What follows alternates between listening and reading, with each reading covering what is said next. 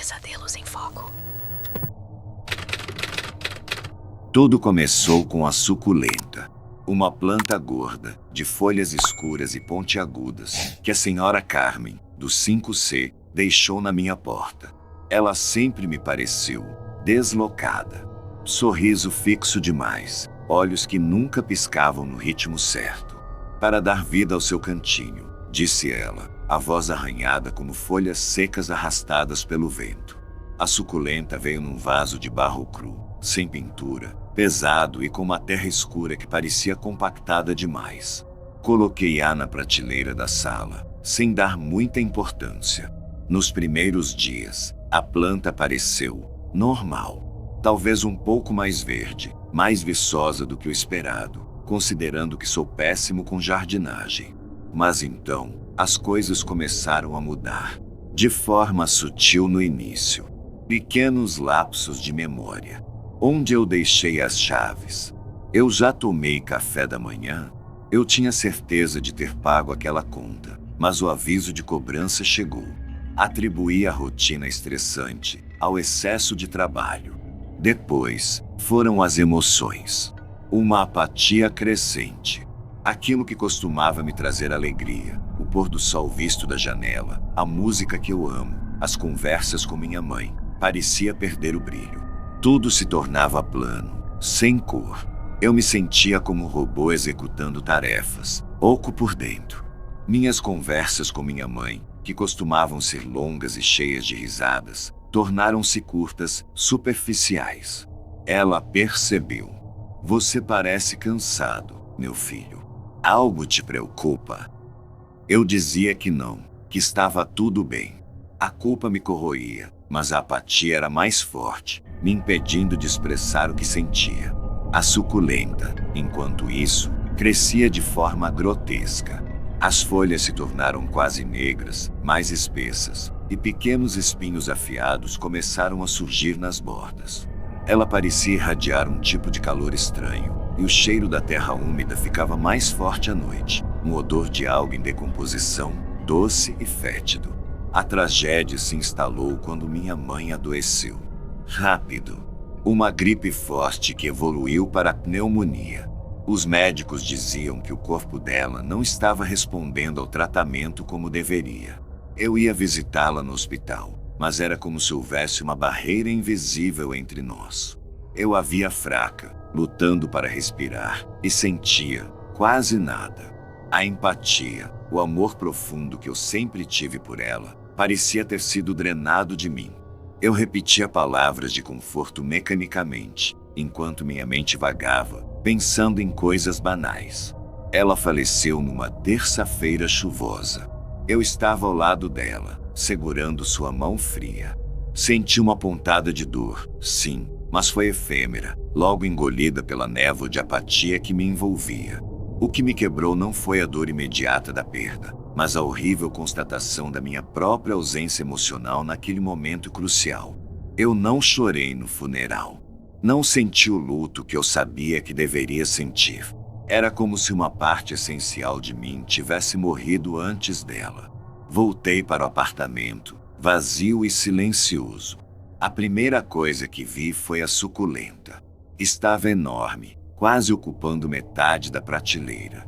As folhas negras brilhavam com uma seiva estranha, e um botão de flor, grande e púrpura, começava a desabrochar no centro. O cheiro de decomposição estava insuportável. De repente, a névoa se dissipou.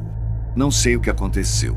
Talvez a ausência da minha mãe tenha quebrado o feitiço, ou talvez a planta, satisfeita, tenha liberado seu controle momentaneamente.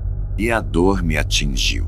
A dor brutal da perda, misturada com a culpa avassaladora pela minha indiferença. As memórias voltaram, todas elas, mas agora tingidas pela minha falha. Lembrei das nossas conversas, do seu sorriso, do som da sua voz me chamando. E a cada memória feliz, uma pontada de arrependimento e horror. Eu não estava lá, de verdade, quando ela mais precisou. Eu estava vazio. Olhei para a suculenta com puro ódio. Ela tinha roubado minha capacidade de sentir, minhas memórias felizes que teriam sido um consolo, e talvez, indiretamente, até a força vital que me conectava à minha mãe. Agarrei o vaso, decidido a jogá-lo pela janela. Mas a terra úmida escorregou pelos meus dedos, e eu vi, não terra, mas uma massa emaranhada de algo fibroso e escuro, pulsando levemente. E entre as fibras, fios finos e translúcidos, como raízes, mas que pareciam se contorcer e sussurrar. Os sussurros de antes, mas agora compreensíveis. Nomes, lugares, emoções. Eram minhas memórias. Eram meus sentimentos. Larguei o vaso com um grito de repulsa.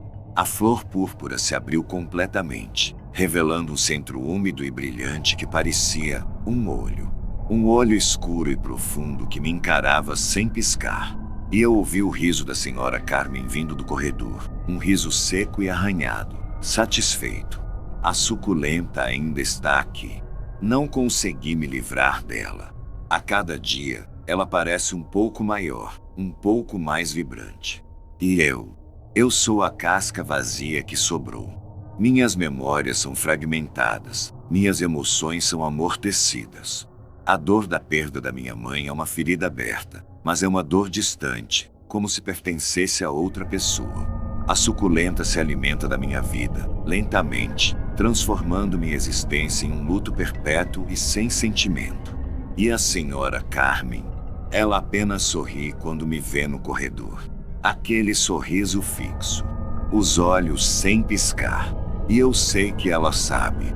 Ela sabia o que a suculenta faria. E ela deu para mim assim mesmo.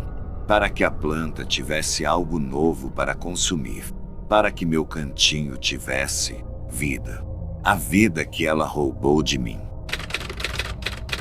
O Sr. Silas, do terceiro andar, não era um vizinho comum.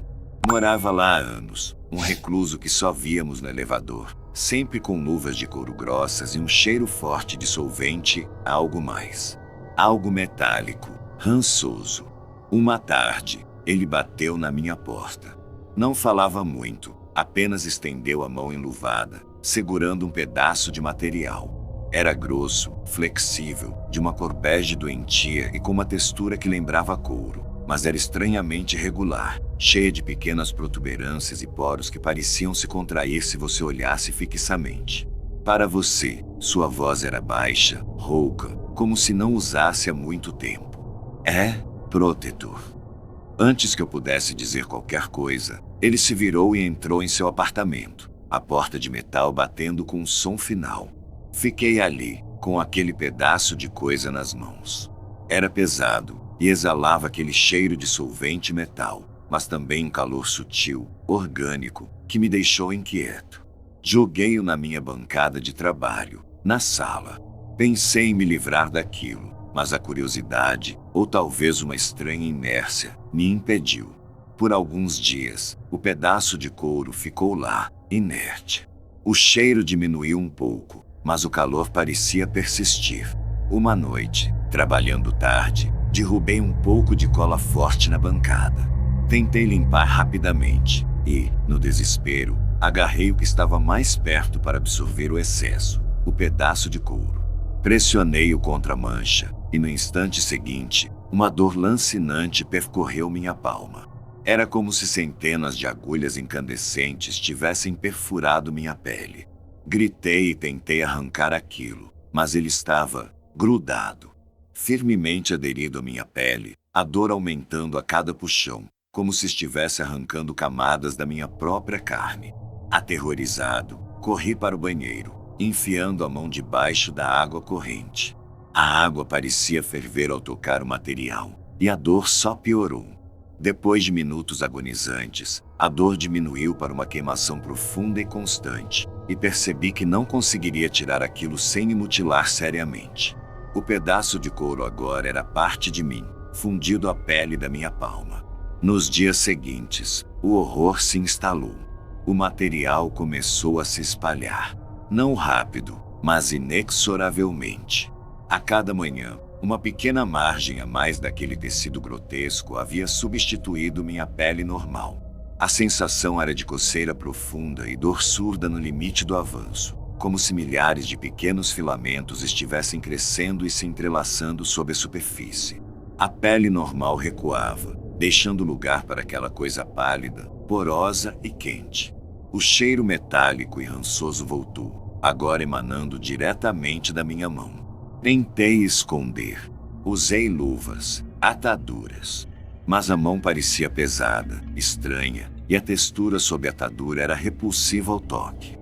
Tentei ir ao médico, inventei uma queimadura química bizarra, mas o doutor ficou perplexo. Exames não mostravam nada que ele pudesse identificar. A pele parecia saudável, sob o microscópio, apenas não era minha pele. Era outra coisa, viva, mas não humana. Avançou pelo pulso, subindo pelo braço.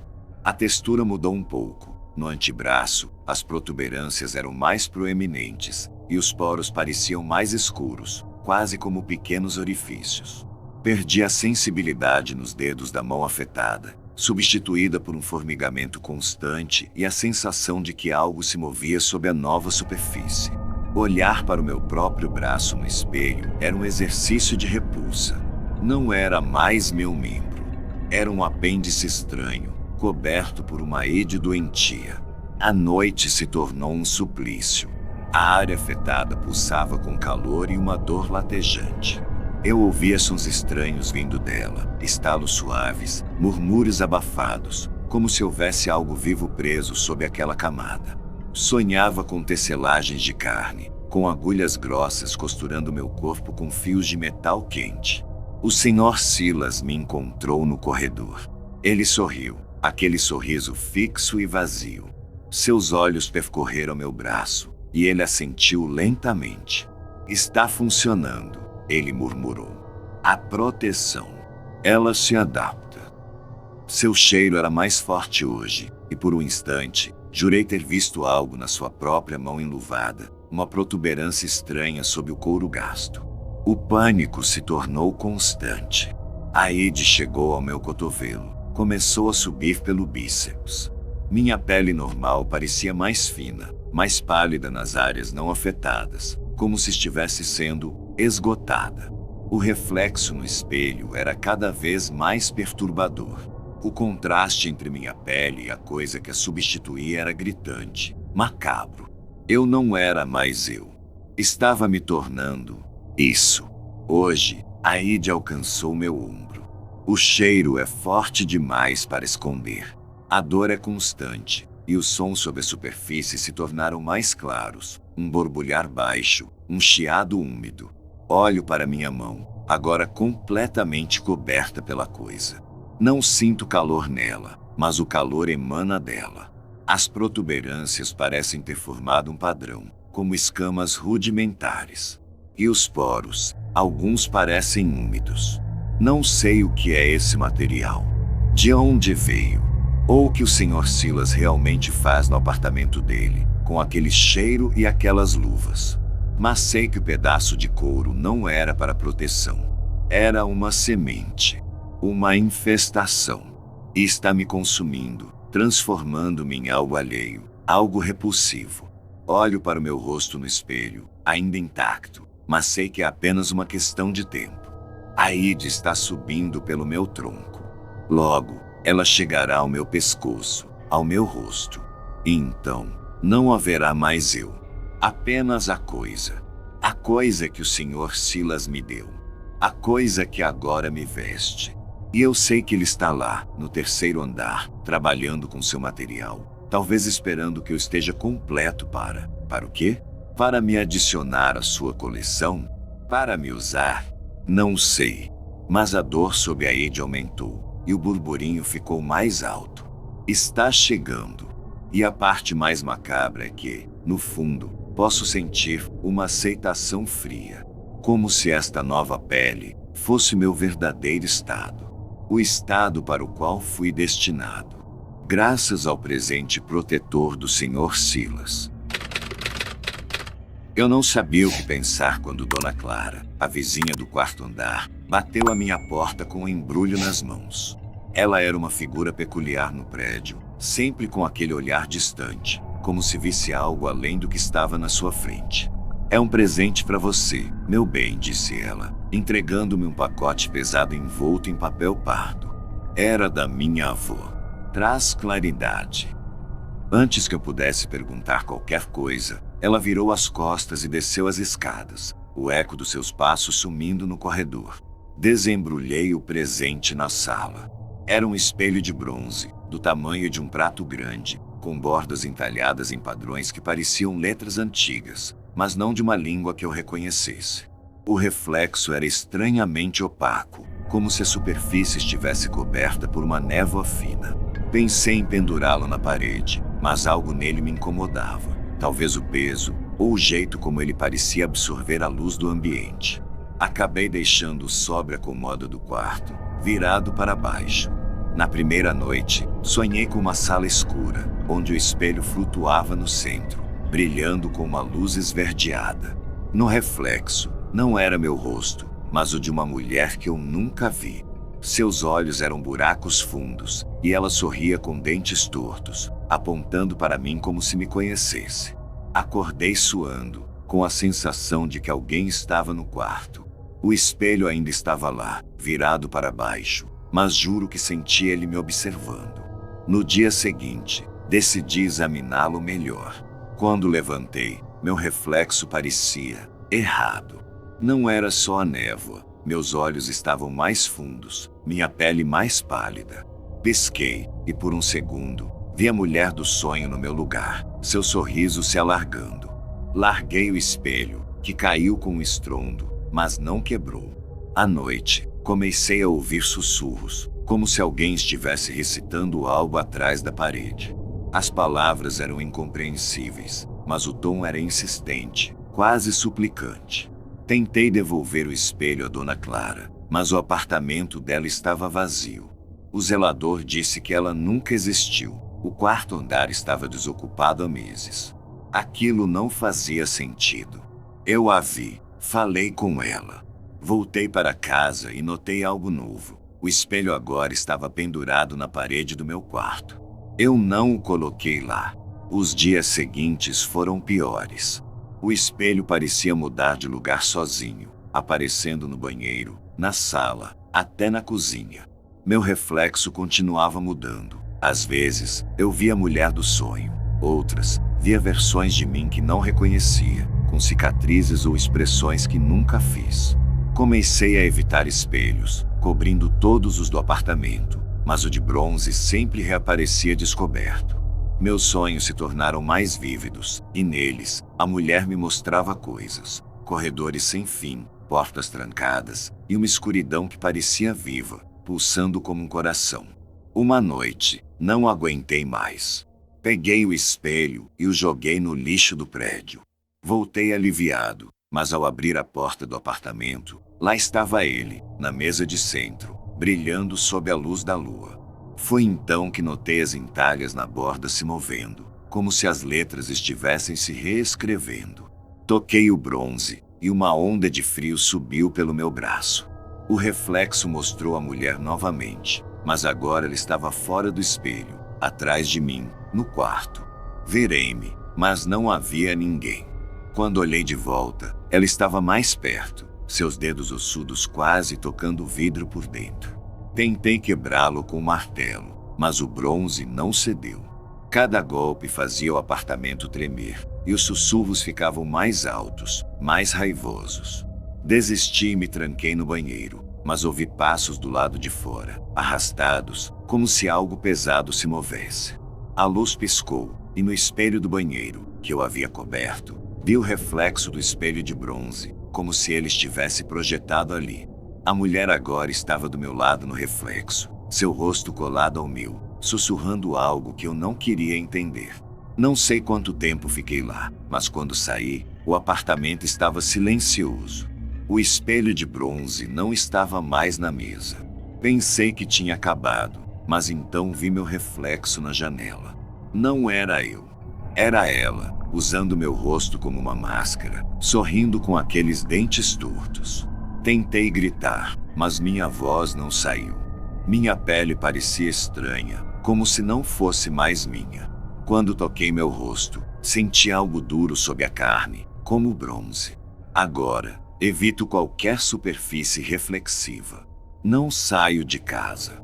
Às vezes, sinto ela se mexendo dentro de mim, como se estivesse ajustando meu corpo para caber melhor. O espelho de bronze reaparece de vez em quando, sempre em um canto diferente, sempre me mostrando ela. Não sei o que Dona Clara era, ou o que ela queria. Só sei que, toda vez que fecho os olhos, vejo aquele reflexo, e ele está cada vez mais parecido comigo.